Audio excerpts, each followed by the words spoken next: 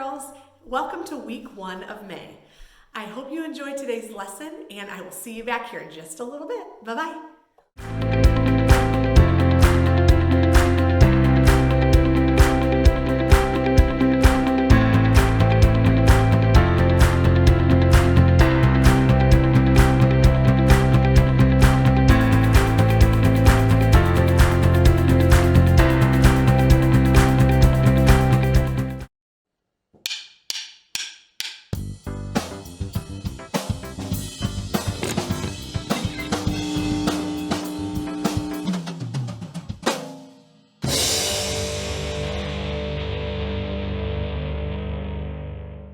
Have you ever decided to do something really big?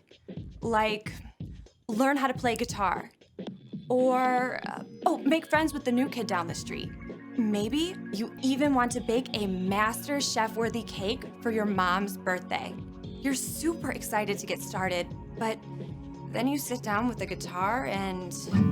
oh, no. Or you spend all morning working up the nerve to go knock on the new kid's door, and it turns out he's gone for a week of summer camp. Then you find the recipe for that amazing cake, and it's crazy. Doing big things takes work. It takes making a plan and then sticking with it. There are calluses along the way, patience and courage in building a friendship, and definitely some mess. But when you follow through, you find the music, you grow a friendship, you create amazing edible art. And through it all, others can see how God has given you the strength to stick with it. That's why commitment is an amazing way to worship God with your life, because worship is about more than just singing loud. It's all about living loud.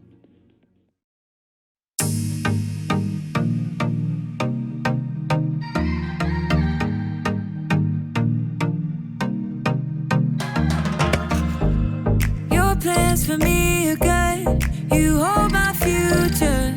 You're working all the time. You're the mountain mover. From sunrise to sunset, till the sun comes back up again. You're by my side. You started a good work in me. I know that you will complete it. You will see it through. And everything that you say you'll do, 'cause I believe that you are faithful, oh, you are faithful, oh, you are faithful. I'll trust your every word, 'cause I believe that you're working for my good. Yes, you're committed.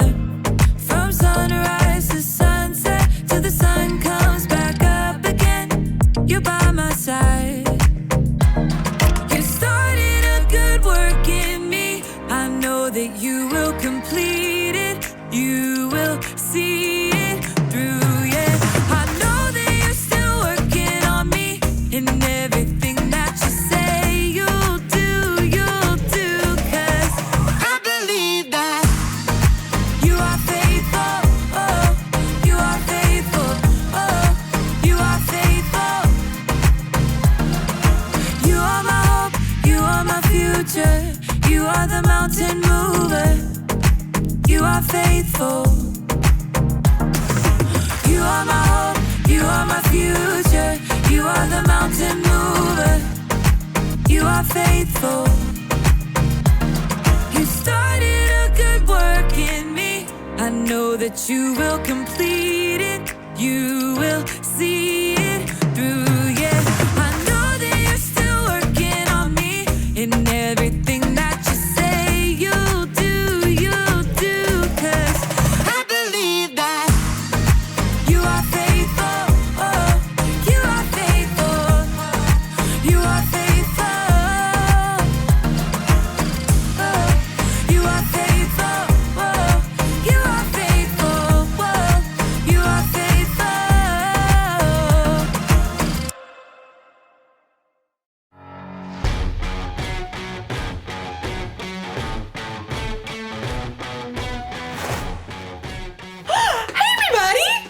Erica, and I'm training for a 5K race. As you can see, I've been training all day, so as my grandma would say, I'm a little glowy. If you've ever run a 5K, you know it takes a lot more than popping off a couch and putting your running shoes on, okay? It takes commitment. Commitment is making a plan and putting it into practice. And my plan is not just running around a lot. I mean, I've got to train in what I'm calling the 3 S's. Speed, strength, smarts. So there's running, yes, but I'm also working on my strength. And running takes a lot out of you. I just gotta take a second. Woo! I'm so tired. Your body's gonna wanna give up.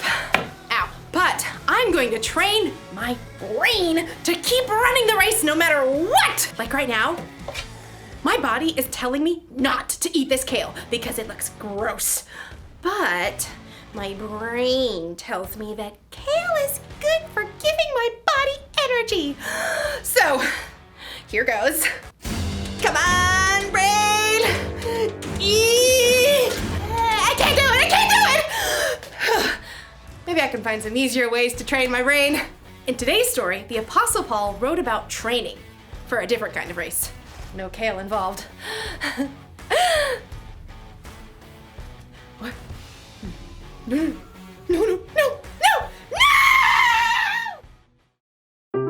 The Bible. It's 66 books of history, stories, letters, and poetry that fit together to form God's one big story. The epic adventure of how He created us and loves us so much that He made a way to rescue us. As we travel through the Bible, from Genesis to Revelation, we discover people who met God and found their lives changed forever. Now, for an amazing story inspired by the book of 1 Corinthians, chapter 9, verses 24 through 25. Did you know that some writers of the Bible talk sports? Well, not every sport, but at least one that you are familiar with. Yep, running. Running has been around ever since God created people. In fact, the Apostle Paul uses running as an example in one of his letters to the church in Corinth. In a race, all the runners run, but only one gets the prize. You know that, don't you? So run in a way that will get you the prize. Now, Paul is talking about more here than just running, but first you have to understand what it takes to run a long race. Let's say you want to run a marathon. That's 26.2 miles. There's no way you can just hop up off the sofa where you've been playing video games for months and run that far. So, you need a plan. When I was preparing for my first marathon, I found this plan. I started training more than 4 months ahead of the race, and I started with just a few miles at a time. Once you've got a plan, well, then you gotta move. That means short runs, long runs, and cross-training to work other muscles and prevent injury. Next up, you've got to fuel. Plenty of water, of course. Plus, you need healthy carbs for your long runs like bananas. And maybe some spaghetti and meatballs. What's the last part of your training? Get ready for it. Rest. If you don't rest and let your body recover, you'll get burnt out or injured. The last few days before a marathon, you don't even run at all. Oh, yeah. Running a long race is no joke. But Paul says what we're doing right now, you and me, is even more important. All who take part in the games train hard. They do it to get a crown that will not last. But we do it to get a crown that will last forever. So I do not run like someone who doesn't run toward the finish line. I do not fight like a boxer who hits nothing but air. Paul packs a lot of weight into just a few sentences. Whether you planned it or not, we are all running a race right now. Okay, so that's a little crazy. Clearly, I'm standing here talking to you, and you aren't outside running laps either. But Paula is talking about a way of life, a journey. We're all focused on the finish line, life forever with Jesus, but in the meantime, every step along the way is important as we live out what matters most. Jesus reminded his followers, Love the Lord your God with all your heart and with all your soul.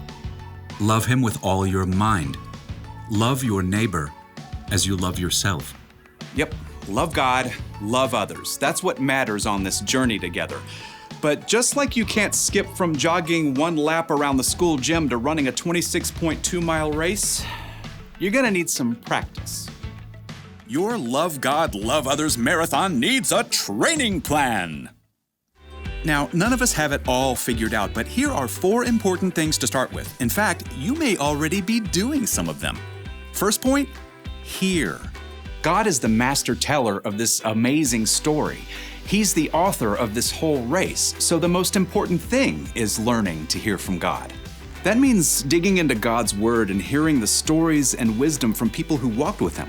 And you can also hear from God from people around you in your life who know and follow Him. Now, here's the second step in training for our Love God, Love Others marathon. Pray. Okay, when you hear pray, you might think, In nomine Patris et Filii et Spiritus Sancti. Truth is, you don't need fancy words to pray. You can talk to God anytime, anywhere, about anything, just like talking to your mom or your best friend. Now let's take a look at point 3 in our training plan. Talk. Hello out there! Tell other people what God has been up to in your life, what's changing, how you're learning to love others better. And here's the final point in your Love God, Love Others training plan. Live. Live for God. Let His love fill up every part of your life, at home, at school, at church, even when your dad makes you stop reading your book to play a game with your little sister. Hear, pray, talk, live. That's how you practice loving God and loving others. As Paul wrote, so run in a way that will get you the prize. We do it to get a crown that will last forever. And when you do, you will live out Paul's wisdom to the Corinthians and win the race.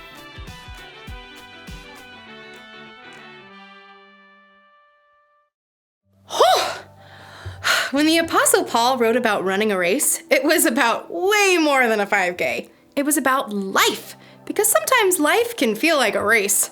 That's why we've got to train. We need to make a commitment to practice what matters most. Jesus taught that what matters most is to love God and love others. How do you do that? Well, you can start with these 4 words.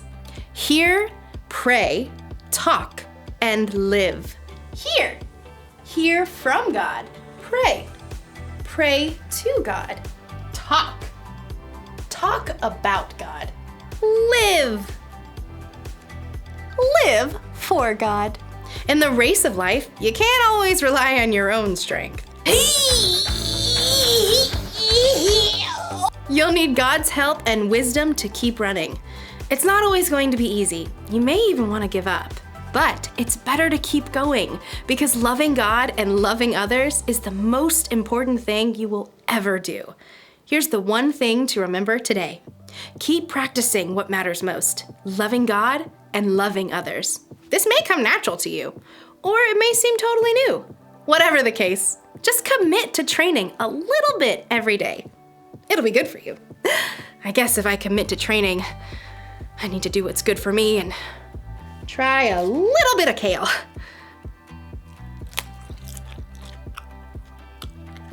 Hey, that's not bad. I feel more energetic already. Oh yeah, here we go. I'm ready, and I'm a fan of kale. Bye.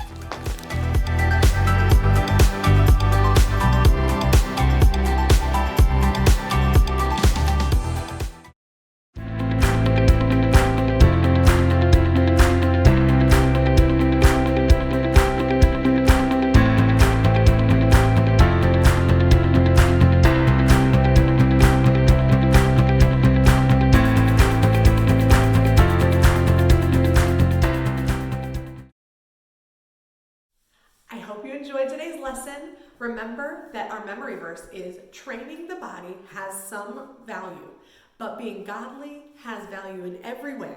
It promises help for the life you are now living and the life to come. That's from 1 Timothy 4:8.